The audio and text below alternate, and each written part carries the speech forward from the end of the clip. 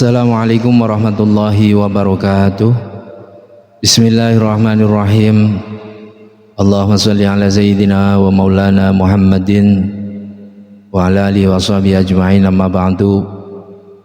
Para pemirsa netizen dimanapun berada yang kami muliakan, dan juga tentunya wabil khusus kepada para pendengar setia, para pendukung, para simpatisan, dan juga tentunya subscriber yang sudah mendermakan daripada kesempatannya untuk bisa mengikuti channel kami.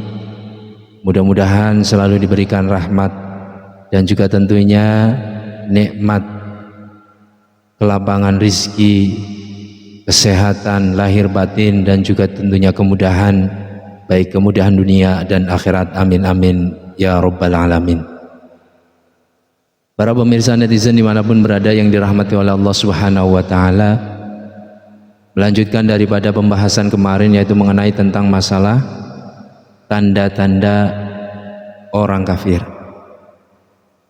Kalau di dalam kitab Wasiyatul Mustafa sudah dijelaskan bahwasanya tandanya itu ada 3. Terus kemudian kami merujuk kembali kepada kitab karangan Syekh Nawawi Al-Bantani, yaitu kitab Kasyifatus Saja, juga menjelaskan yaitu pembagian daripada kufur itu sendiri, yaitu ada kufur yang namanya kufur ingkar, terus kemudian kufur juhud, terus kemudian kufur ainad, dan yang terakhir adalah kufur nifak.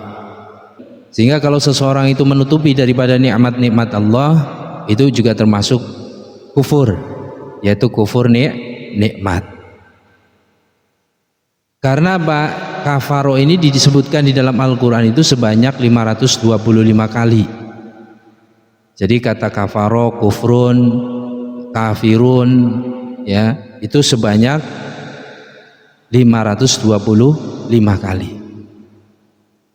Karena sejak dulu, mulai Nabi Adam alaihissalam, kemudian keturunannya lagi Nabi Idris, kemudian turun lagi kepada Nabi Nuh, dan seterusnya. Itu musuh para nabi itu hanya 2 macam, yaitu orang kafir dan juga orang munafik. Apalagi di zaman Rasulullah SAW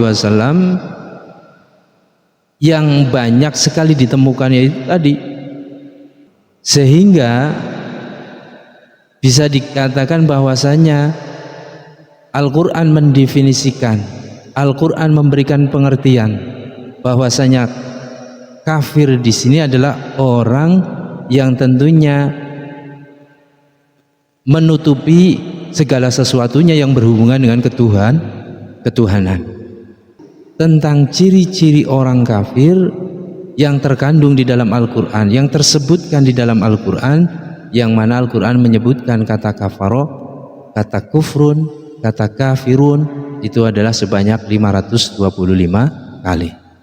Di dalam Al-Quran menyebutkan bahwasanya orang kafir itu bersifat sombong. Orang kafir bersifat sombong dan selalu menolak kebenaran. Ini dituliskan di dalam Al-Quran. Karena apa?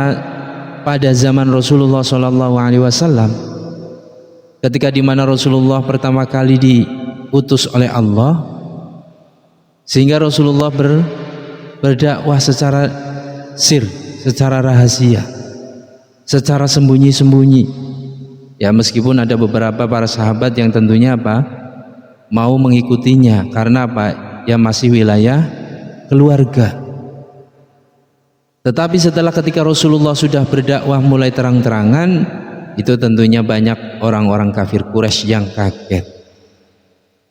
Dengan sombongnya mereka menolak akan kebenaran dari ajaran apa yang dibawakan oleh baginda Nabi Muhammad SAW. Dan ini menolak, sehingga banyak sekali pamannya sendiri termasuk Abu Lahab, Abu Jahal, dan juga yang lainnya. Ini apa? Mereka dengan sombongnya, mereka dengan angkuhnya, ya menolak daripada kebenaran, menolak daripada agama yang dibawa oleh baginda Nabi Muhammad SAW. Karena apa? Yang merasa benar ya dirinya sendiri. Nah ini apa? Sehingga kaget ketika dirinya ya mau diberikan nasihat, mau diberikan peringatan. Ini dengan sombongnya mereka menolak hal itu semuanya. Karena apa? Sifat orang kafir memang apa? Dinasehati atau tidak dinasehati ya sama saja. Ya. Meskipun belum atau telah diberi petunjuk, ya mereka itu enggan beriman kepada Allah Subhanahu wa ta'ala. Nah, makanya di dalam Al-Quran itu disebutkan innal ladzina kafaru sawa'un alaihim a'anzartahum am lam tunzirhum la yu'minun. Ya, sesungguhnya orang-orang kafir itu sama saja bagi mereka. Kamu beri peringatan atau tidak kamu beri peringatan, mereka tidak juga akan beriman. Nah ini, jadi sifat yang pertama orang kafir yang tersebut di dalam Al-Quran yaitu adalah bersifat sombong, angkuh, menolak daripada yang namanya kebenaran. Nah ini tentunya sesuai dengan yang digambarkan oleh sifatnya iblis. Ya, sifatnya iblis itu ya sombong dan tentunya apa? Menolak akan kebenaran. Karena apa? Ketika Allah Subhanahu wa ta'ala itu memerintahkan para malaikat, hai para malaikat, bersujudlah kepada Nabi Adam alaihissalam. Wa idh qala lil malaikati isjudu li Adam fasajadu illa iblis. Ketika Allah Subhanahu wa ta'ala memerintahkan kepada malaikat, bersujudlah kalian semuanya, fasajadu, maka malaikat itu sujud tunduk, patuh akan perintah Allah, yaitu apa? Tahiyatan wa tahriman, memberikan penghormatan, memberikan kemuliaan. Tentunya bukan berarti sujud tunduk ibadah ya, tapi memberikan penghormatan. Karena apa? Nabi Adam alaihissalam itu apa? Diciptakan dalam keadaan sempurna, diciptakan dalam keadaan sebaik-baik makhluk Allah Subhanahu wa ta'ala fi ahsani taqwim. Sehingga apa? Illa iblis, kecuali iblis, aba wastakbaro. Kalau iblis apa?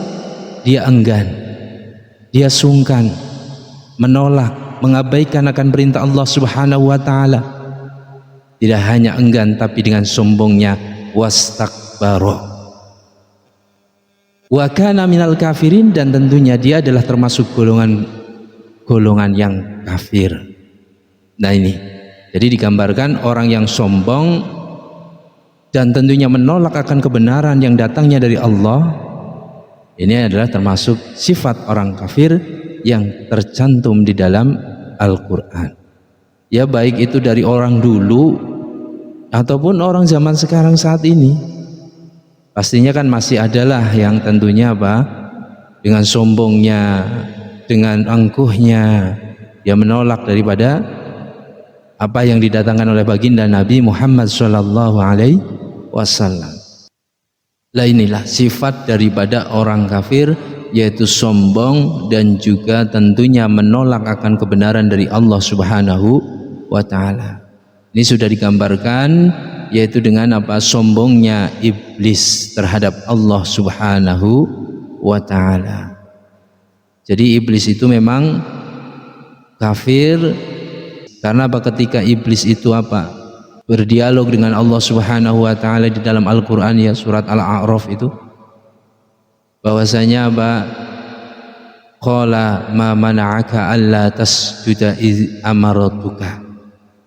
Qala dawu sinten Allah, ma utawi apa mana'aka kang nolak ing sira alla tasjuda ing yen toh ora sujud sapa sira iz amartuka ing dalem nalikane perintah sapa ingsun ing sira. Qala ngucap sapa iblis, ana utawi ingsun khairum iku luwih bagus minhu tinimbang Adam. khalaqtani nyiptakaken panjenengan ing ingsun min narin saking geni, wa khalaqtahu lan nyiptakaken panjenengan ing Adam min tinin saking lemah. Dengan sombongnya dia mengatakan hal itu kepada Allah Subhanahu wa taala. Terus kemudian apa? Qala fahbit minha fama yakunu laka an tatakabbaru fiha fakhruj innaka minas saghirin. Nah, maka yang namanya iblis ini dikeluarkan, dihempaskan dari surga, dan akhirnya apa? Berjanji kepada Allah agar diberikan penangguhan untuk menggoda para manusia, menggoda para makhluk-makhluknya Allah, keturunannya Adam alaihissalam sampai hari kiamat. Sehingga kalau ada manusia yang merasa sombong, angkuh, dan tentunya tidak mau menerima kebenaran, ya memang karena sudah ada contohnya dari awal, yaitu iblis laknatullah.